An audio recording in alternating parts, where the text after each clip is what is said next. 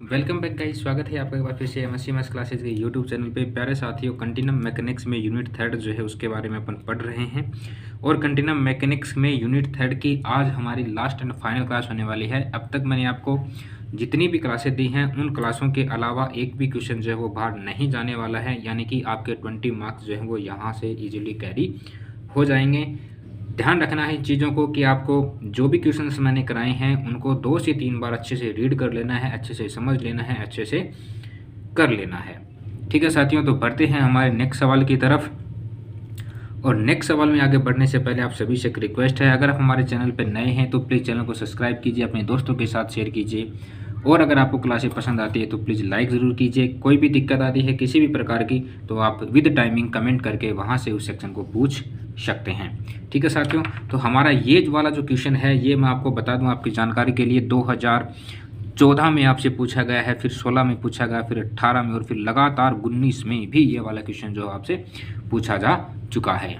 2019 में का ये आपके सामने पेपर सेट जो है वो आपको दिख रहा होगा। ये 2019 का पेपर है शेखावट यूनिवर्सिटी का, ये यूनिट थर्ड है। यहाँ पर इस क्वेश्चन को इस तरीके से पूछा गया था, show that the Julian non linear strain tensor is second order tensor. इस तरीके से पूछा गया था, लेकिन आपसे ये क्वेश्चन इस तरीके से भी पूछा जा सकता है जैसे यहाँ पर आपके सामने शो हो रहा है। ठीक है साथियों, तो आपको क्या करना है, इस चीज़ को वेरीफाइड करके बताना है कि ये जो यूलियन टेंसर जो Julian non linear strain tensor है ये सेकंड ऑर्डर के अंदर होगा या नहीं होगा।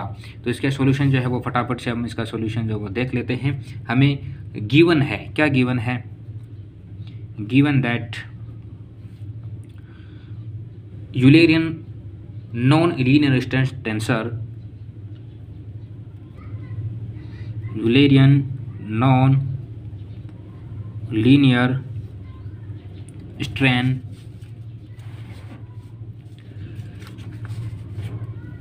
Tensor EIJ is given. ये गिवन है, EIJ is equal to half of del u iota upon del y j plus del u j upon del y iota minus del u r upon del y iota into del u r upon del y j. ठीक है साथियों, simple सा काम था, इतना ही आपको करना था, याद रहेगा। जो गिवन है क्वेश्चन में अभी तक हमने यहाँ पर सिर्फ वही चीज़ें लिखी हैं।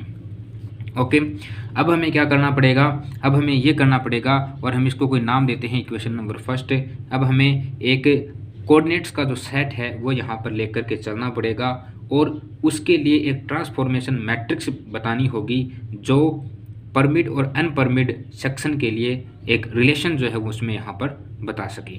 तो इसके लिए हमने क्या किया, let we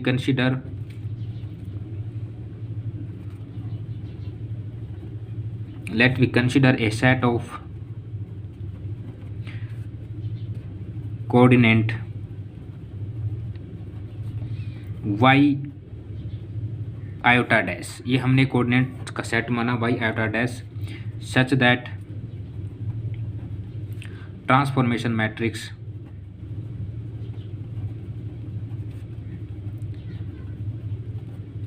between primed and unprimed in a j और जे। यहाँ पर ए जे और जे ही रखना है, ए आयोटा जे नहीं रखना है। ठीक है, तो वो क्या होंगे, लाइक दैट हमने यू आयोटा के लिए माना तो वो जैसे ए एम और यू डैश एम ये माना हमने। ठीक है, उसी प्रकार हमने यू जे के लिए क्या माना, ए एन, यहाँ पर माफ़ करना ये आयोटा भी होगा साथ में, क्या होगा, एम आयोटा साथ में होगा, यहाँ पर a n j u dash n. Okay, यहाँ पर ये आयोटा की कंडीशन में था तो हमने इसको आयोटा ले लिया और यहाँ पर ये जे की कंडीशन में था तो इसको हमने जे ले लिया। ओके, उसी प्रकार हमारे पास जैसे यू आर और बच गया, हमें यू आर की और वैल्यू यहाँ पर चाहिएगी तो यू आर की वैल्यू जो है वो आपको, अगर मैं कोऑर्डिनेट ऑफ जे के संदर्भ में बात करूँ तो ए के जे, सॉरी आर में है तो ए के आर और यू डैश के, और इसके अलावा और क्या मान सकते हैं हम, यू आर की value A i are u dash i, ठीक है, ये हम मान सकते हैं यू आर की वैल्यू, जो हमारे नॉन लीनियर स्ट्रेन टेंसर जो है ई आई जी, जिसकी वैल्यू हमें गिवन है, उसमें आई और जे के रेस्पेक्ट में हम इन वैल्यूज़ को यहाँ पर पुटअप करेंगे, ठीक है। तो इसको मान लो, इस पूरे को मान लो कोई equation number 2। Okay, now put the value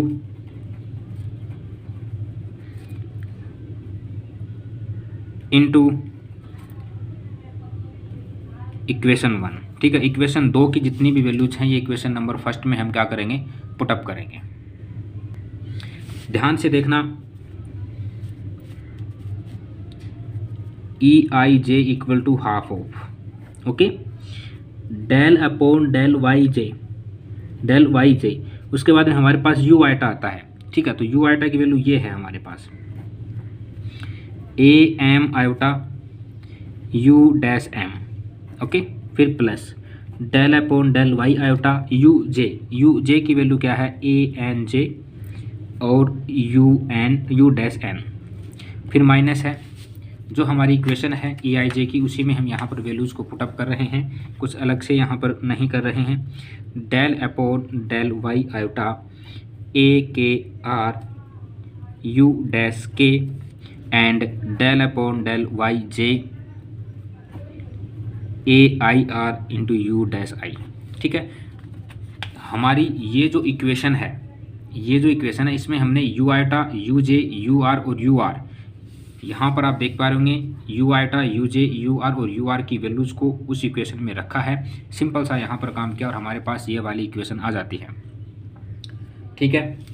अब इसको थोड़ा सा अरेंज करते हैं। जैसे ही हम इसको अरेंज करेंगे तो हमारे पास e i j equal to half, ये तो ऐसा कैसा रहेगा, यहाँ से हम ए एम आयोटा को बाहर ले लेते हैं और यहाँ पर बचा क्या, del u dash m upon del y j, okay, यही बचा, जिसको हमने यहाँ पर ऐसा कैसा रख लिया, प्लस यहाँ से हमने ए एन जे को बाहर ले लिया और हमारे पास del u dash n upon del y iota, ये बचा, फिर माइनस, यहाँ से आप थोड़ा ध्यान से देखेंगे तो हमने a k r a i r को कॉमन बाहर ले लिया और हमारे पास del u dash k upon del y iota into del u dash i upon del y j, ये बचेगा, ठीक है। जो आपको यहाँ पर दिख रहा है वो यहाँ पर बच जाएगा, ठीक है साथियों। सिंपल सा काम किया है, कुछ हार्ड यहाँ पर नहीं किया है, ओके।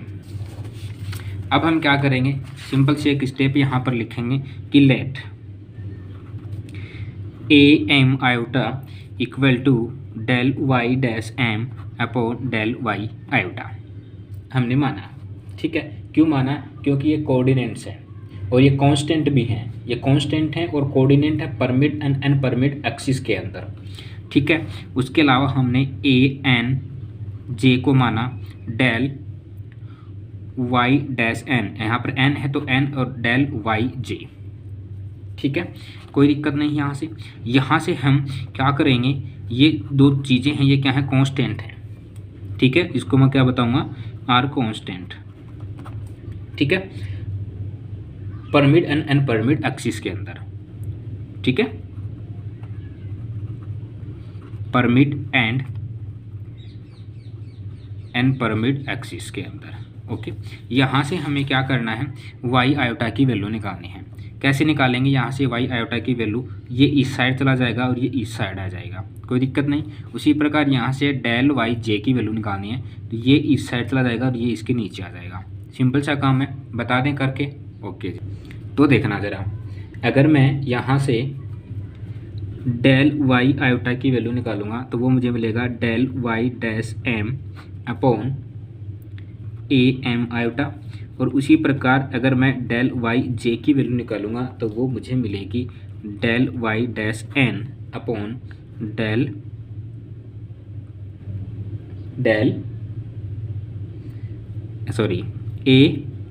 ए एन जे, है ना, ए एन जे, ये वैल्यू मुझे यहाँ से मिलेगी, ओके।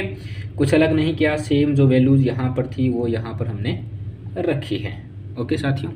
अब डेल वाई आयोटा और डेल वाई जे, ये जो वैल्यूज हैं ये हम इक्वेशन के अंदर रखेंगे, यानी कि जहाँ हमारी जो इक्वेशन बनी है, ठीक है। अगर मैं आपको आपकी जानकारी के लिए बताऊं, यहाँ पर हमने ये वाली इक्वेशन यहाँ पर निकाली है, ये वाली इतनी है ना, ये वाली जो इक्वेशन निकाली है, इसमें यहाँ पर वाई जे और यहाँ पर वाई आयोटा, फिर यहाँ पर वाई जे और यहाँ पर वाई आयोटा, ये जो वैल्यू है यहाँ पर उनको रखेंगे, ठीक है। तो रखने पर हमें क्या मिलेगा वो मैं यहाँ पर सीधा आपको बता ही देता हूँ। E i j equal to half of a m iota del u dash m upon del y dash n plus a n j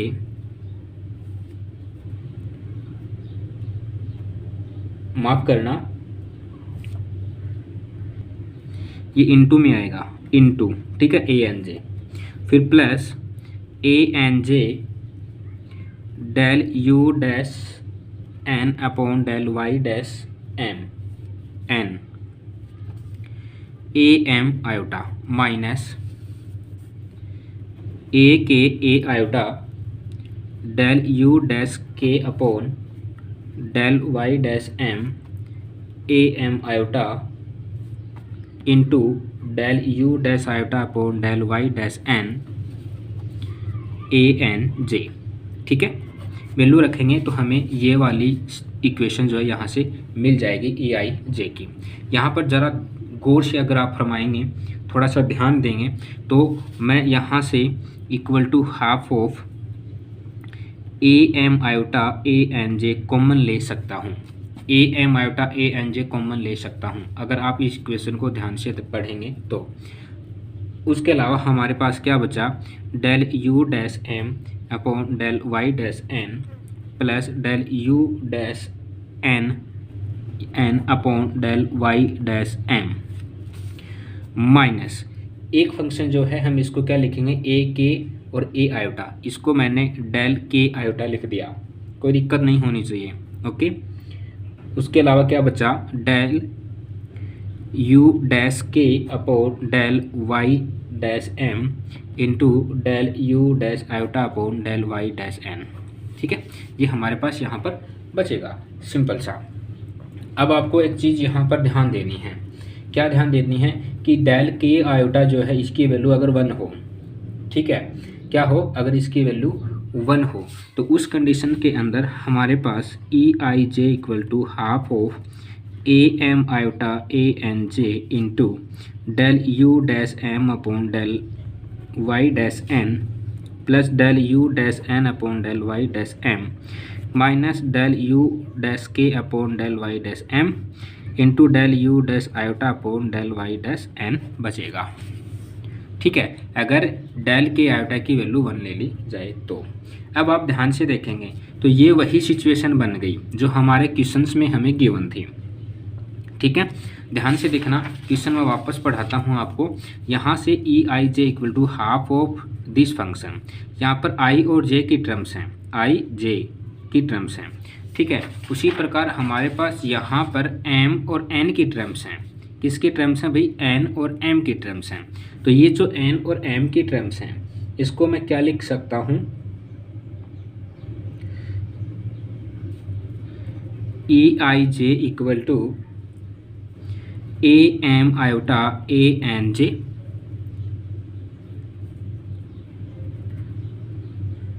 half of into, इसको मैं क्या लिखूंगा, माफ़ करना, थोड़ी सी एरर यहाँ पर हो गई टेक्निकली। देखो ये जो हाफ है ना, ये हाफ है ना, इसको अगर इसके साथ रखें, यहाँ पर ना रखें, चलो एक स्टेप और बढ़ा देते हैं ना, बढ़ा ही देते हैं, चलो भाई। E i j equal to a m iota a n j half of, ठीक है, और ये जो टर्म्स है ना ये सेम यहाँ पर रख देनी है आपको। अब ये टर्म्स किस में बनेगी, a m iota a n j, ये पूरी बन जाएगी आपके पास ई डैश एम एन, यहाँ पे डैश में चल रहा है matter, u dash m u dash n है ना, तो यहाँ पर हमने ई डैश ले लिया है। और एम एन क्यों बनाया इसको, क्योंकि ये वैल्यू थी ई आई जे इक्वल टू, ठीक है। ई आई जे की वैल्यू में हमारे पास ये जो क्वेश्चन है ना, सेम यहाँ पर देखो, यहाँ पर आई और जे है, यहाँ पर भी आई और जे है, सिमिलरली यहाँ पर भी हमारे पास ये फंक्शन बन जाएगा। यानी कि ये जो वैल्यू है, ये जो वैल्यू, इसकी वैल्यू क्या है, इसकी वैल्यू ये मैट्रिक्स वाला ये जो पोर्शन है ये है, इसको हम ऐसा लिख सकते हैं। इसको हमने कोई नाम दे दिया इक्वेशन नंबर 3, है ना। इक्वेशन नंबर 3 यहाँ पर बताएंगे। अगर हम इसके कन्वर्सली पार्ट को शो करें, ठीक है, कन्वर्सली, ठीक है, तो सेम आपको यही प्रोसेस वापस से करना होगा और इसका कन्वर्सली पार्ट जो हमारे पास क्या आएगा, e i j equal to a iota m a n j e dash n m, ठीक है, एम बाद में चला जाएगा। ये होगी इक्वेशन नंबर 4, ठीक है। Equation number 3 and equation number 4 जो है ये क्या है, सेकंड ऑर्डर टेंसर हैं। हम यहाँ से क्या कह सकते हैं, hence equation 3 and 4 show that EIJ is a second order tensor, ठीक है, यही हमसे पूछा था, हेंस प्रूव्ड। ठीक है साथियों, उम्मीद करता हूँ क्वेश्चन आपको समझ आया होगा। इसके बाद भी अगर आपको कोई स्टेप समझ नहीं आई है तो मैं आपसे रिक्वेस्ट करूँगा कि आप विद टाइमिंग हमें वो बताएं कि हमें यहाँ से ये चीज़ समझ नहीं आई, आपकी निश्चित तौर पर हेल्प की जाएगी। और इसी के साथ कंटिन्यूम मैकेनिक्स की एक यूनिट नंबर 3 कंप्लीट होती है। आज के लिए इतना ही। Thank you so much. मिलते हैं नेक्स्ट क्लास में एक नई यूनिट के साथ। तब तक अपना ख्याल रखिए, हंसते रहिए, मुस्कुराते रहिए। जय हिंद दोस्तों।